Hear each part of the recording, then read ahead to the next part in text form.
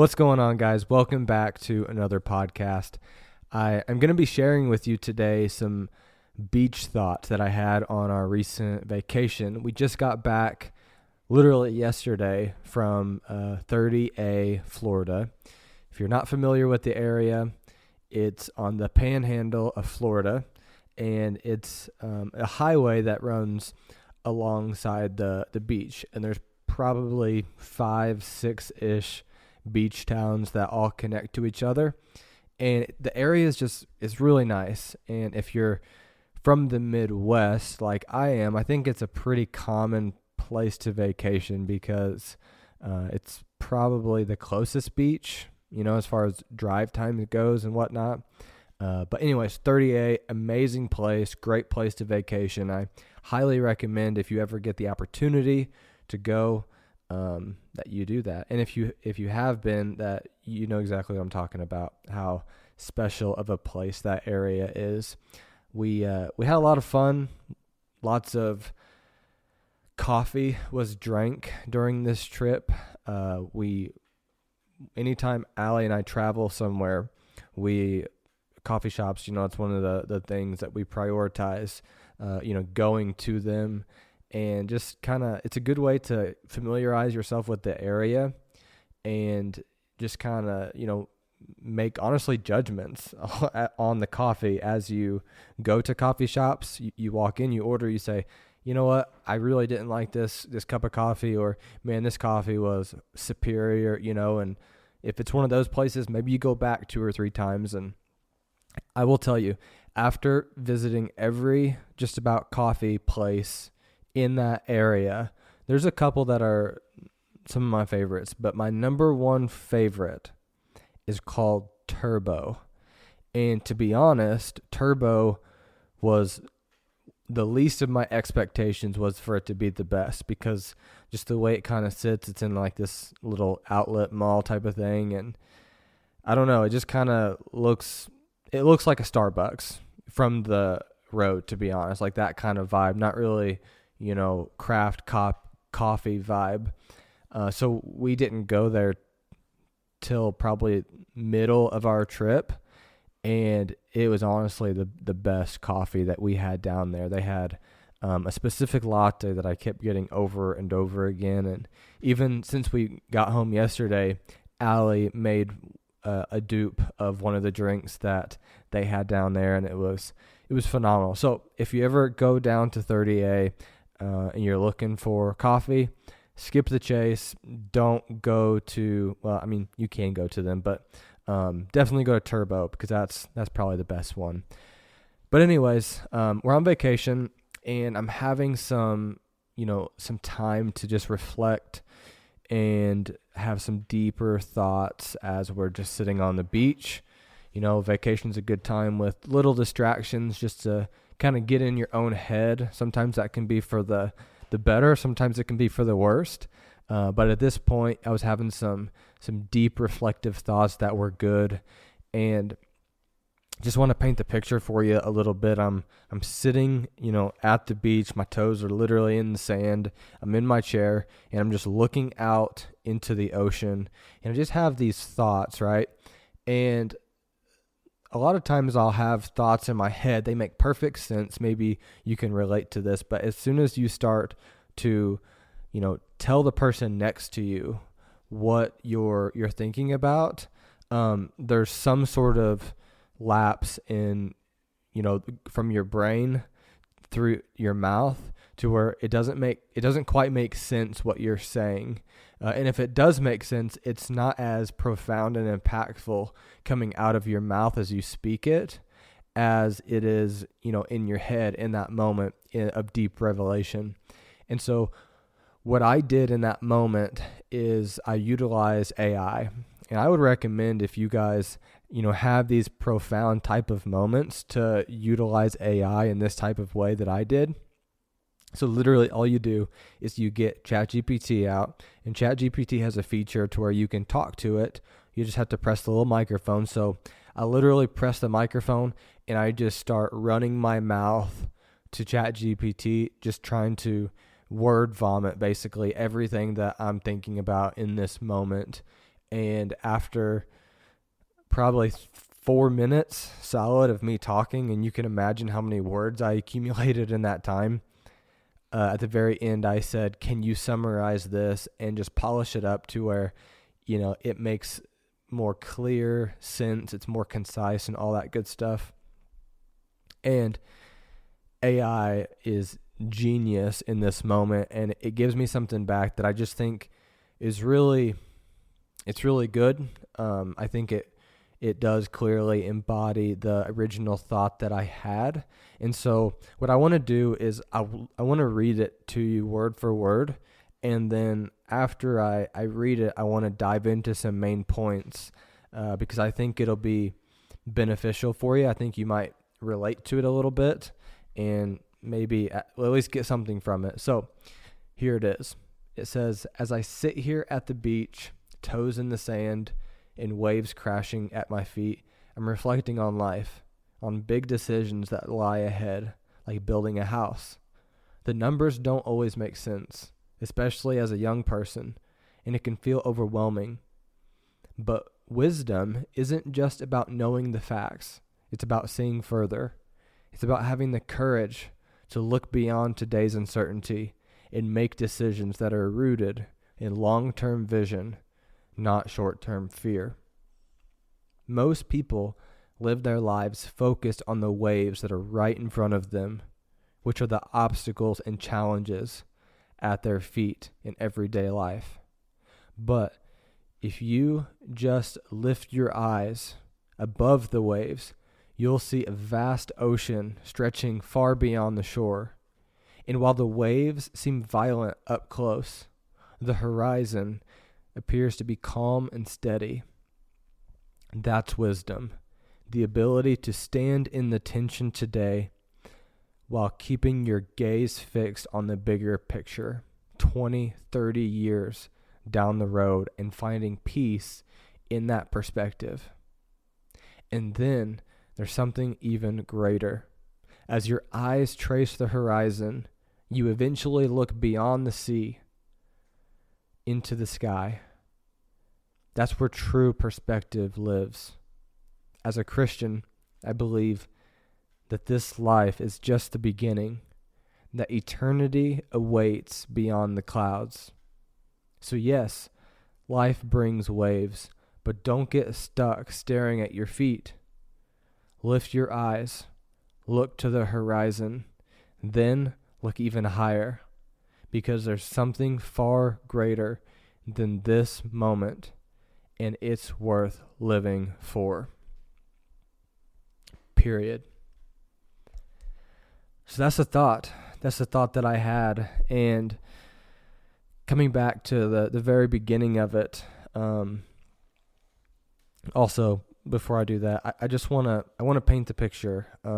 I think that it clearly did it, but I'm sitting, at the beach, as I said in the beginning, toes in the sand. I'm seeing the waves, and the waves are they're right in front of me, and again they look violent. But when you look out, when I say the horizon, I just mean past the shoreline, into the endless looking ocean, as far as you can see, but you can still see the water. Like, that's what I'm talking about. When you look out there, things are going on. There's movement in the water and whatnot, but from where your feet are at on the shore, it looks pretty calm out there in comparison to the waves crashing onto the shore. And so I was just like, man, there's something there. Like we so many times in life get focused on just like the stresses of life, whether it's, big decisions, just life decisions, or, pivotal moments in our life. We get stressed out and we start playing the reaction game to where we're just responding to the challenges of life that are right in front of us, rather than like proactively navigating life, which is, to navigate life with purpose is to actually have your sights set on that distant horizon of water, despite your feet being on the shore where they're at. And, I just think like in a worldly sense, like there's a shift of perspective there that leads somebody towards a place of success, especially in worldly things. And you could say, Kyle, you're a Christian, like worldly things shouldn't matter to you. And I agree, like worldly things shouldn't be your God, right? But I do think that as a Christian, as a believer, like you are called to like set a standard in a type of way. And so I think there should be a desire to pursue excellence in everything you do. And that requires that long-term perspective of just like looking out and, trying to strategize and trying to have success in life. And when you do achieve that success as a Christian, you achieve it not for your own gain, but ultimately for the glory of God and really the gain of those around you. Because it's like, as you succeed, you lift the people around you up as well. So in a very worldly sense, there's truth to that. But then you can look even further as you continue to lift your eyes up. You started at the shoreline, at the waves. Then you looked in the distant horizon where it looks calm. But then you look beyond and you see something. You see the water end and you see the sky begin. And maybe it's a blue sky or maybe there's clouds. Whatever it is, there's something there. And that, to me, in that moment represented eternity. And that's where, as a Christian, you just have to stop sometimes and think about that. We get so caught up in life, and whenever you just stop for a second and think about what awaits us when this life is over, whether life is cut short through, a fatal accident or something, or whether you live a long life, like whatever it is, like when you take your last breath on this earth as a Christian, we have that, assurance that life begins truly in that moment for eternity. And once you have that in mind, man, all these other things in life, they just become trivial. They don't become fake because they're still there, right? They're very real, but you don't stress out about them like you would whenever you have an eternal perspective.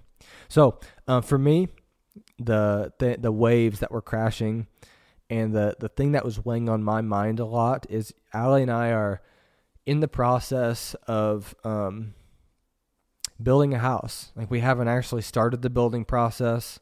We're in the preliminary process, but that's something that we're working towards. And with it comes a lot of just like moving parts, and it's a little bit of a stretch because to give you kind of a look under the hood at the situation, essentially what we're going to be doing is we're going to be landlords.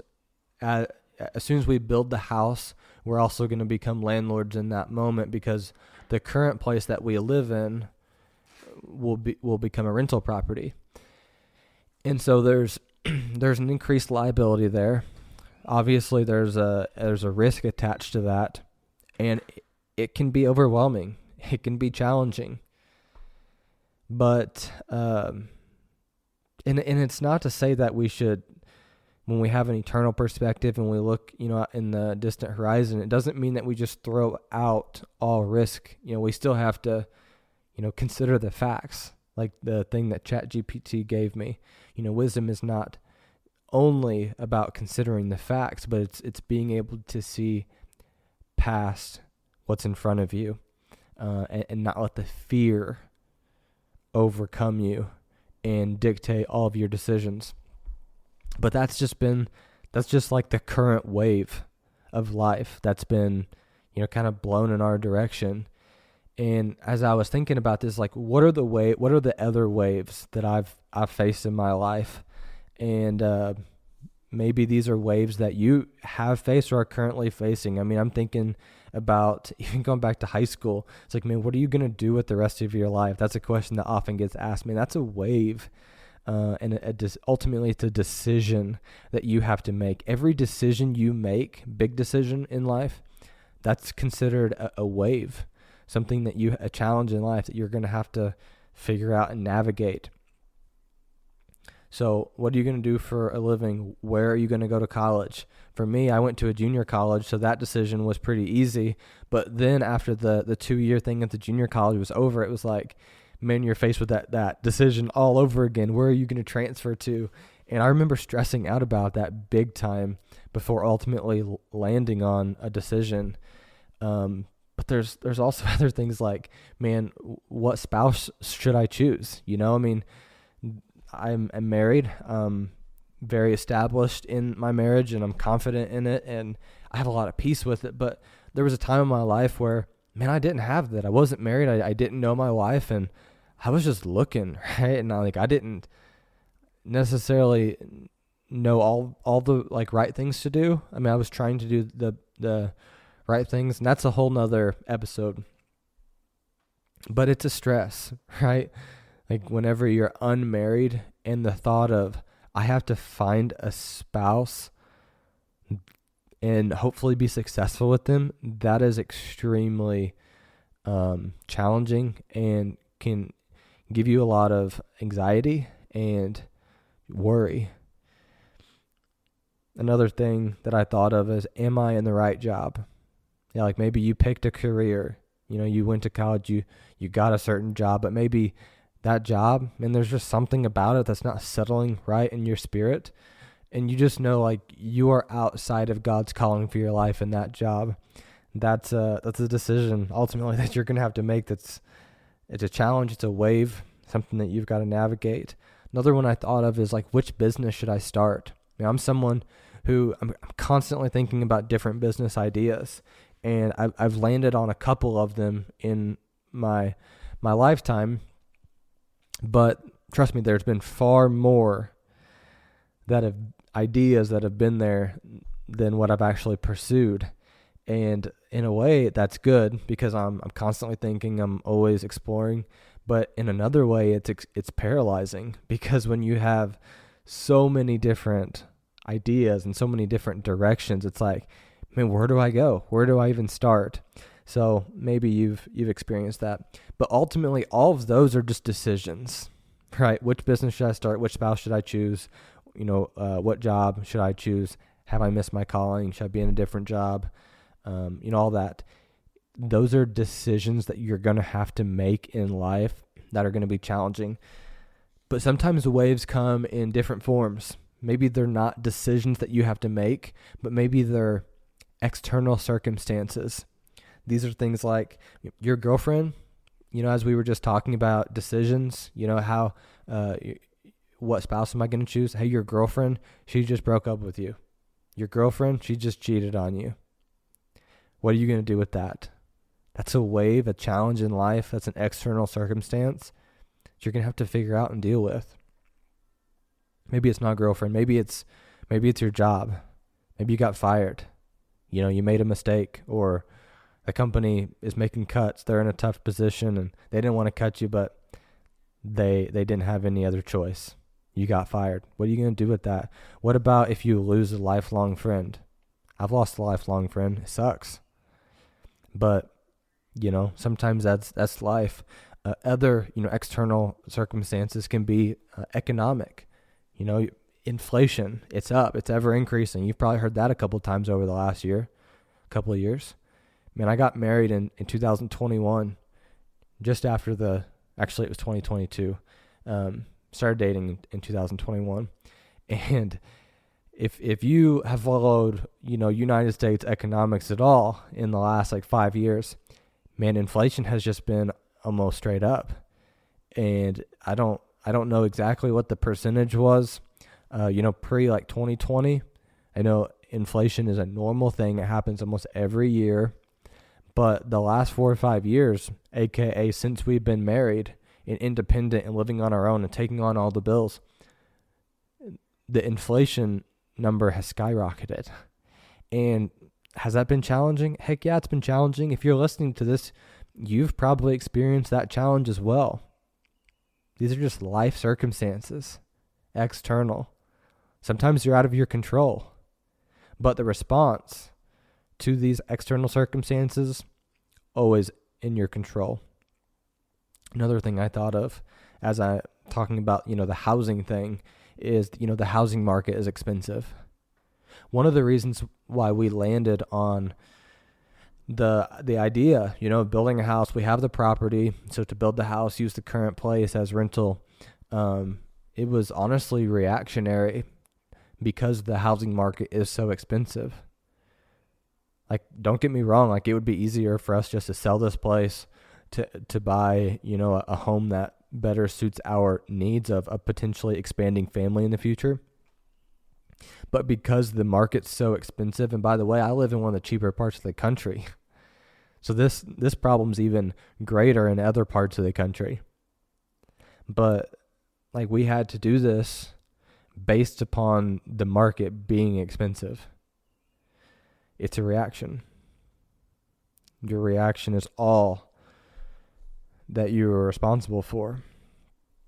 So these are the waves. These are the challenges of life. Maybe you face these. So how do we shift the focus towards the horizon to where whenever the waves come, we're not just reacting to the waves just to preserve our own safety and satisfaction, but how do we look beyond so that we can have a mindset that looks 20, 30 years down the road that you're going to be happier with whenever that time comes. Like, I was just talking to a friend the other day, and he was explaining to me how he wants to find a Bible study group. And I was like, yeah, I think you should find a Bible study group. I can absolutely help you with that.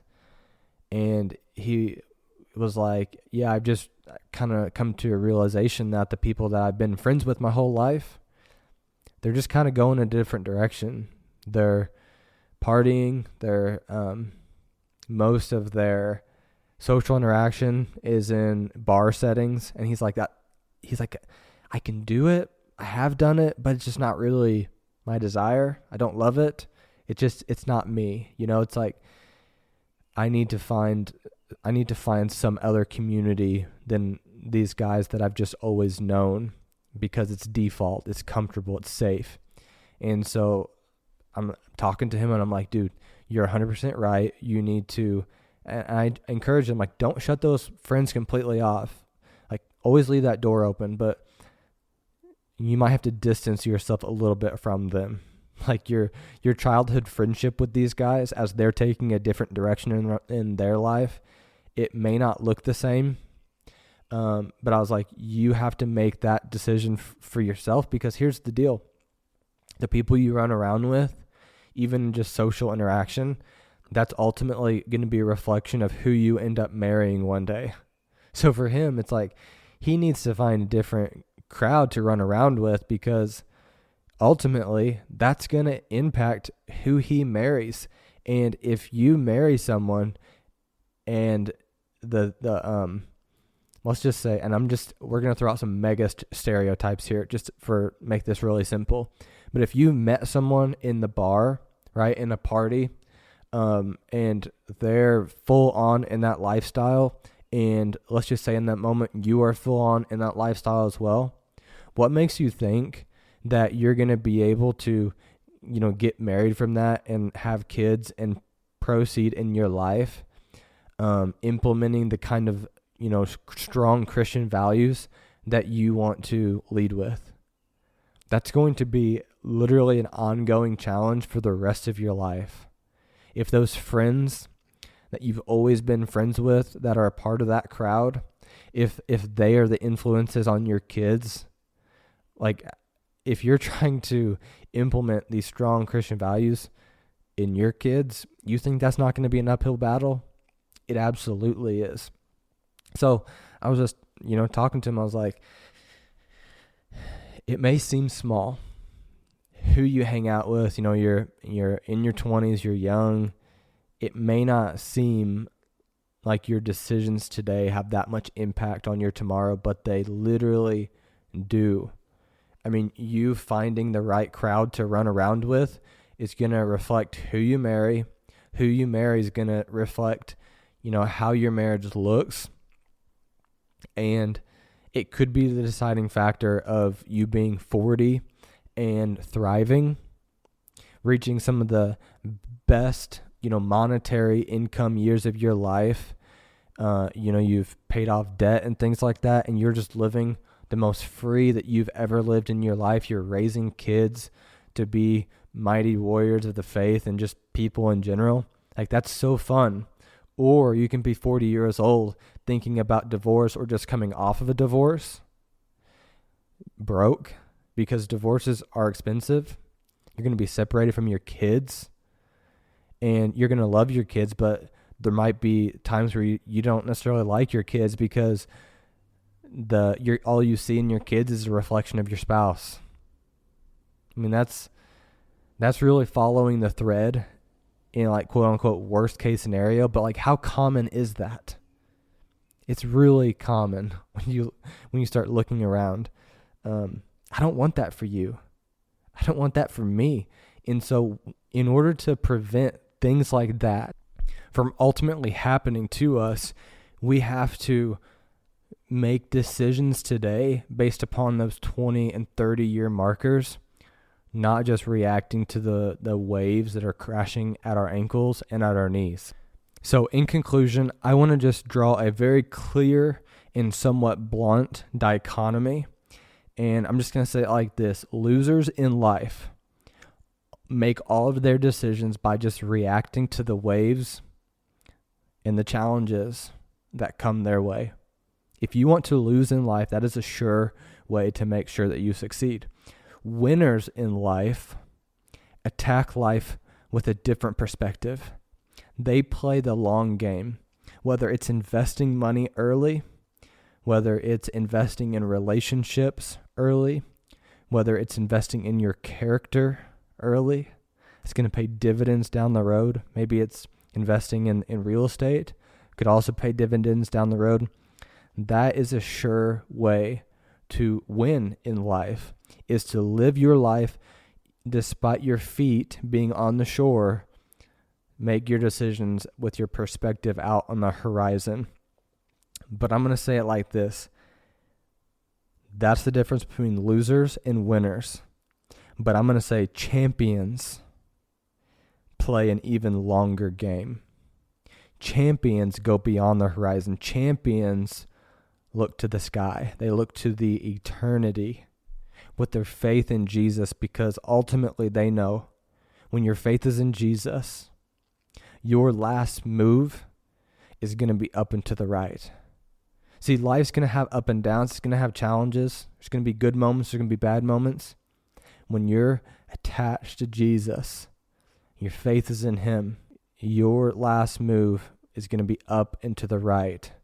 And you're going to be greeted at the pearly gates by our literal Lord and Savior. And you're going to hear those words, "Well done, my good and faithful servant." And that is how you become not just a winner in life, but a champion beyond this life. And the last thing I want to leave you guys with is just this thought.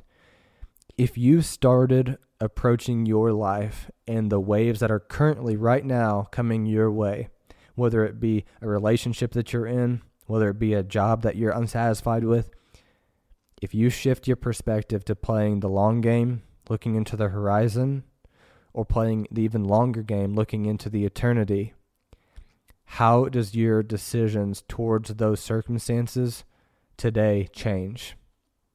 Do you stay in that job for 6 more months even though you're complacent? Do you stay in that relationship for another year or two even though you know it's not where you're supposed to be?